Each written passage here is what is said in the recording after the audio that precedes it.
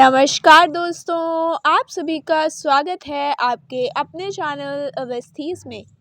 आज मैं आपके लिए लेकर आई हूँ श्री सत्यनारायण भगवान की कथा। तो आइए इस अद्भुत और चमत्कारी पुण्य वाली कथा को हम शुरू करते हैं। एक समय बहुत ही गरीब ब्राह्मण था। वह भूख प्यास से व्याकुल होकर इधर उधर भटकता रहता। भगवान सत्यनारायण उसकी भक्ति से प्रसन्न हुए और एक बूढ़े ब्राह्मण का रूप धारण करके उसके पास पहुँचे। उन्होंने पूछा, ब्राह्मण देव, तुम इतने परेशान क्यों हो? ब्राह्मण ने दुखी मन से कहा, भगवान, मेरा जीवन कष्टों से भरा है। कृपया कोई उपाय बताइए जिससे मेरा दुख दूर हो सके। तब भगवान बोले, सत्यनारायण का व्रत करो, इससे मनोकामनाएं पूरी होंगी और जीवन में सुख आएगा। अगले दिन ब्राह्मण ने सच्चे मन से संकल्प लिया, पूजा की और थोड़े समय में उसका जीवन बदल गया। उसके घर में धन धान्य शांति और समृद्धि का आगमन हुआ। एक दिन ब्राह्मण सत्यनारायण व्रत कर रहा था। तभी एक लकड़हारा वहां आया। उसने पूछा, महाराज, आप यह क्या कर रहे हैं? ब्राह्मण ने उसे पूरी कथा और व्रत की महिमा बताई। लकड़हारे ने प्रसाद लिया और मन में निर्णय किया कि वह भी यह व्रत करेगा। जंगल गया, लकड़ियां काटी और आश्चर्य से उसे लकड़ियों के बदले 4 गुना अधिक धन मिला। घर पहुंचकर उसने भी परिवार सहित सत्यनारायण व्रत किया और उसके जीवन में भी सुख समृद्धि आने लगी। अब कथा आती है एक साधु की, जिसका नाम था साधु सेठ, और उसकी पत्नी लीलावती और बेटी कलावती थी। साधु सेठ ने भी मन में यह संकल्प लिया कि वह पुत्री को विवाह के बाद सत्यनारायण व्रत करेगा। समय बीतता गया। भगवान की कृपा से लीलावती को एक सुंदर कन्या जन्मी, जिसका नाम रखा गया कलावती।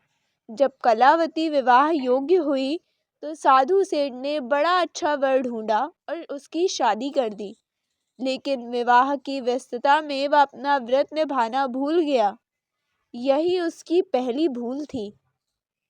शादी के बाद साधु सेठ और उसका दामाद समुद्र यात्रा पर निकले। वहां राजा के सैनिकों ने उन्हें चोर समझकर पकड़ लिया और जेल में डाल दिया, क्योंकि साधु सेठ ने भगवान से किया हुआ वादा पूरा नहीं किया था। उधर घर पर लीलावती और कलावती दुखी रहने लगी। एक दिन कलावती ने एक ब्राह्मण के घर सत्यनारायण व्रत सुना और प्रसाद ग्रहण किया। तभी उनकी किस्मत बदलने लगी। उस रात राजा को स्वप्न आया कि ये दोनों चोर नहीं हैं। सुबह उसने दोनों को सम्मान सहित रिहा किया और उनके धन और उनका सामान सब कुछ लौटा दिया। साधु सेठ ने घर लौटकर कृतज्ञता से भरकर भगवान का व्रत किया। दामाद जब घर लौट रहा था तो रास्ते में भगवान ने साधारण मनुष्य बनकर उससे पूछा, क्या तुम्हारी नाव में सब ठीक है?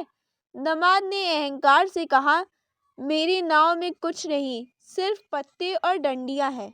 भगवान ने कहा, तो ऐसा ही हो। घर पहुंचकर दामाद ने देखा कि उसकी नाव सच में खाली है। वह रोता हुआ भगवान के पास दौड़ा और अपनी गलती मानी।